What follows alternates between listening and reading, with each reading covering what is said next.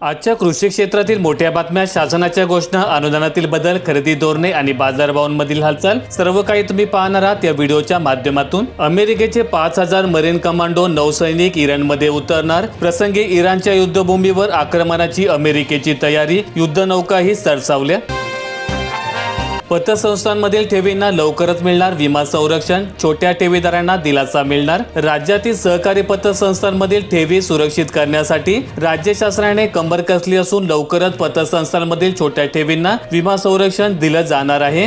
1 April 2026 पासून पात्र पतसंस्थांना योजनेचा लाभ दिला जाईल।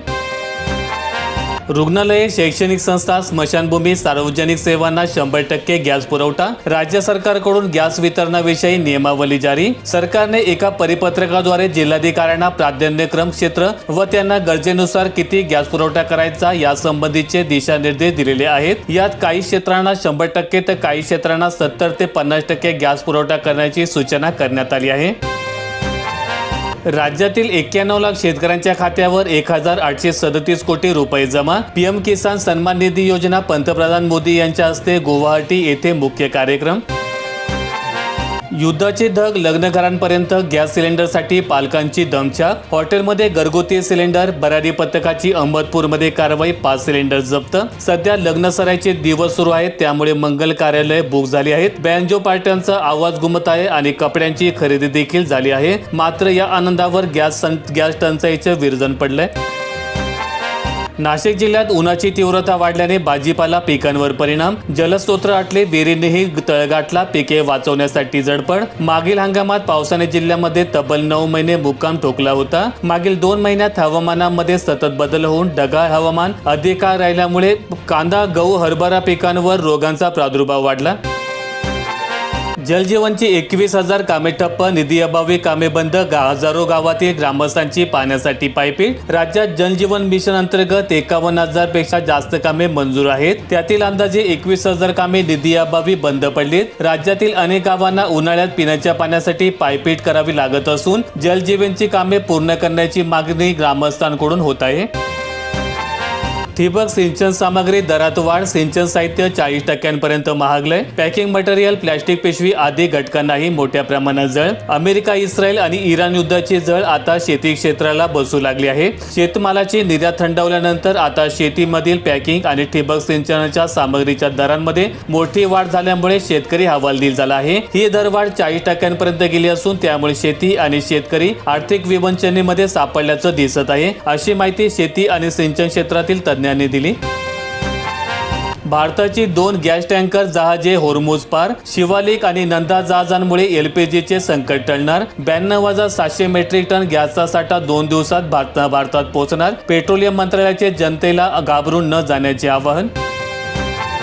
अहिल्यानगर आणि नाशिक जिल्ह्यात बुधवारनंतर वादळी पाऊस। 14 आणि 15 मार्चला महाराष्ट्राच्या दक्षिण सीमावर्ती भागातील सोलापूर, धाराशिव, लातूर, नांदेड तसेच विदर्भात प्रवेश करेल आणि वातावरण ढगाळ होऊन काही भागात वादळी वाऱ्यासह मेघगर्जना तसेच विजेच्या कडकडासह पाऊस पडेल। कमी दाबाची ही प्रणाली मार्चच्या 16 ते 20 तारखेपर्यंत हळूहळू उत्तरेकडे सरकत छत्रपती संभाजीनगर, बीड, अहिल्यानगर आणि नाशिकसह पश्चिम महाराष्ट्रात तसेच खानदेश आणि विदर्भात पोहोचेल।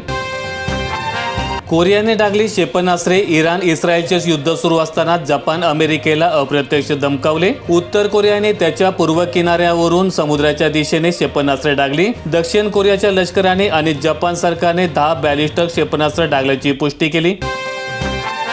जायकवाडीने मोडला बाष्पीभवनाचा विक्रम, मार्चमध्ये उन्हाची तीव्रता वाढली। 10 दिवसांच्या पाण्याची एका दिवसातच होते वाफ। मागील वर्षी 2025 मध्ये मार्च महिन्यात सरासरी 1.75 दलगमीपेक्षा जास्त पाण्याचे बाष्पीभवन झाले होते, तर मार्च 2026 मध्ये 2.25 दलगमीपेक्षा जास्त पाण्याचं बाष्पीभवन झालंय। निर्यात केलेले सोलापूर टावेल्स युद्धामुळे माघारी, तब्बल 150 कोटींचा फटका, निर्यात रकमेत 30 पट वाढ। मध्य पूर्व आशियातील तणावामुळे सोलापुरातील टेक्सटाईल व्यापाऱ्यांना मोठा फटका बसत आहे। युद्धस्थितीमुळे इमर्जन्सी सरचार्जेस $3,000 ते $5,000 पर्यंत लागू झाल्यामुळे निर्यात प्रक्रिया महाग झाली आहे। मागील वर्षीपेक्षा यंदा 26% अधिक खतसाठा, सीतारामन यांची लोकसभेत माहिती। युरिया उत्पादन क्षमता वाढवण्यासाठी पंतप्रधान नरेंद्र मोदी यांनी नवीन गुंतवणूक धोरणाअंतर्गत 6 खत उत्पादन प्रकल्प सुरू केले आहेत। पैनगंगा नदीवरील उच्च पातळी बंधारा ठरणार शेतीसाठी वरदान. जूनपर्यंत काम पूर्ण होण्याचे संकेत. सिंचन आणि पिण्याच्या पाण्याचा प्रश्न कायमचा सुटणार. पैनगंगा नदीवर उभारण्यात येणारा उच्च पातळी बंधाऱ्याची क्षमता 1570 हेक्टर असून 12 मीटर उंचीच्या या बंधाऱ्याला 13 दरवाजे बसवण्यात येणार आहेत. या बंधाऱ्याची साठवण क्षमता 10.57 दलगमी आहे. त्यामुळे शहराच्या पाण्याचा प्रश्न सुटणार आहे. नाशिक जिल्ह्यात हेलपाटे टळणार. एका छताखाली 7-12 अन नमुना 8 मिळणार. विशेष अभियानांतर्गत पहिला टप्पा जिल्ह्यातील 17 मंडळांमध्ये राबवला. फेरफार नोंदी संबंधित प्राप्त झालेल्या अर्जांचा निपटारा करून जागेवर निकाले काढण्यात येणार आहे.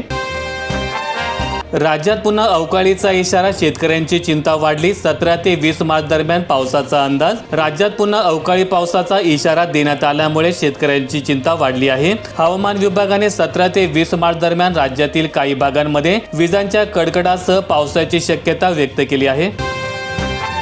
पाण्याचा ताण आणि उष्णतेचा मारा. केळीच्या बागा संकटात. सोयगाव तालुक्यातील केळा उत्पादक शेतकऱ्यांची चिंता. पाने करपले. निसवणीवर परिणाम. हिवाळ्यामध्ये तापमानात मोठी घसरण झाल्यामुळे केळीच्या बागांवर विपरीत परिणाम झाला होता. अनेक ठिकाणी रोपांची वाढ खुंटली तर काही ठिकाणी पानांचे नुकसान झाले होते. या संकटातून सावरत असतानाच अचानक वाढलेल्या तापमानामुळे नवीन संकट शेतकऱ्यांसमोर उभे राहिले आहे.